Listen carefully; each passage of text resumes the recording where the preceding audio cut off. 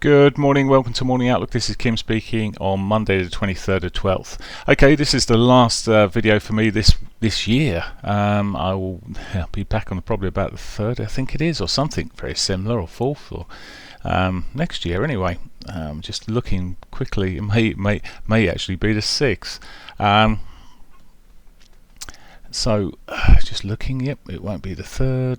It's most likely going to be the 6th when I get back to videos. So there we are. So I wish you all a very happy Christmas, and obviously a happy new year to everyone. So let's look at this euro dollar daily basis, and well, euro broke its daily 50, but it's trying to break back above that. At the moment it's got a weekly pivot, which may be a draw. Now these markets can be notoriously quiet around Christmas, but we may have low volumes, but sometimes we get some quite solid movement. So we'll have a look at this morning and see if we can do anything. But this will be my last trading day of the year. As I said, I won't be back then till the 6th. Most likely. Looking at what we've got above, then there's the weekly pivot there at 1106, and it's not too far away at all, and it's certainly a possibility. It may just drift between today and tomorrow if it doesn't do it all in one day. So there's a possibility, but at the moment it's got its daily pivot to contend with.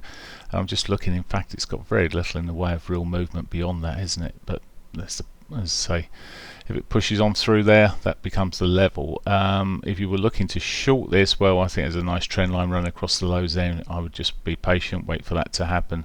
It has got lower highs, lower lows. I'll come back to this daily here. It does look a bit soft in all other respects, apart from that weekly pivot, which may be calling for it. It managed to close below the 50 here as well, but it's back above it at the moment. Okay. Not much else to say on that euro. The pound, so teasing this morning for sure. It's found support, and it's really closed all of its movements here above that 4-hourly 50 still. I was wondering whether it'd come back to that daily 50, maybe even down to the monthly pivot. I think it touched the monthly pivot earlier on in the month there, so it's probably ticked that one off, but there's the potential. I mean, I guess the best thing it could do really is run up to that weekly pivot and roll over back to the 50. That'd be a nice little sort of two-way trade. As it sits here at the moment, very small bars, not surprising through the Asian session there. Run back into its 60-minute 50. Again, trend line across the lows here for me would be the potential entry point if I was to trade it lower.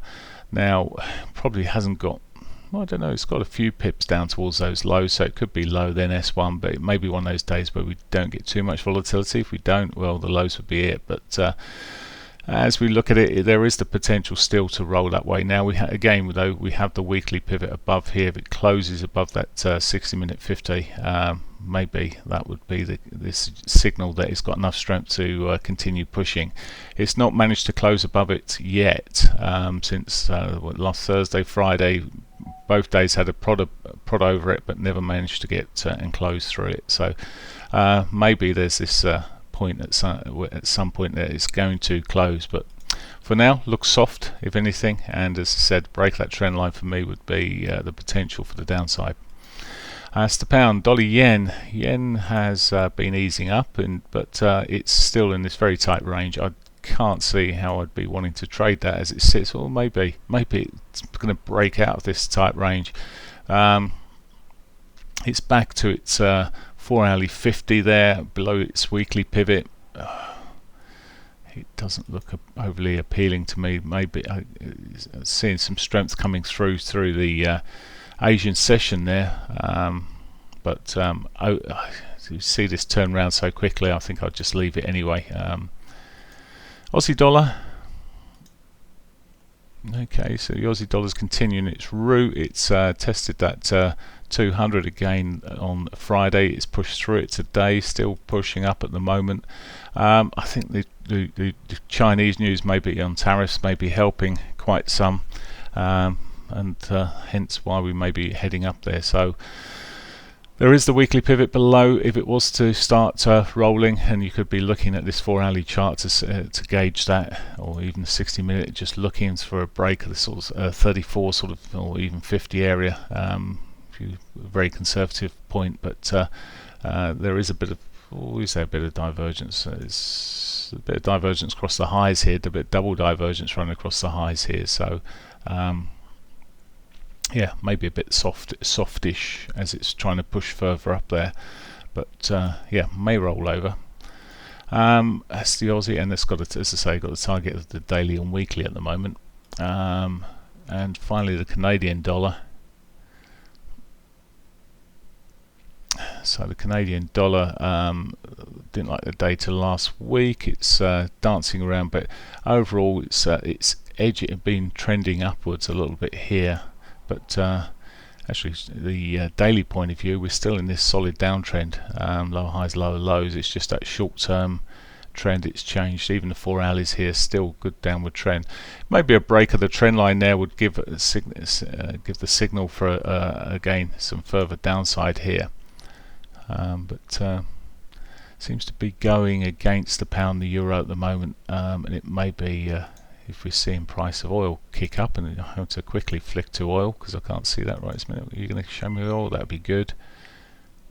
Oh, oil's coming off as well, so not too sure why that CAD's doing what it's doing at the moment.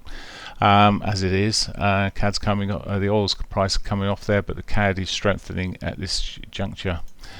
So not a lot to do with that either, really.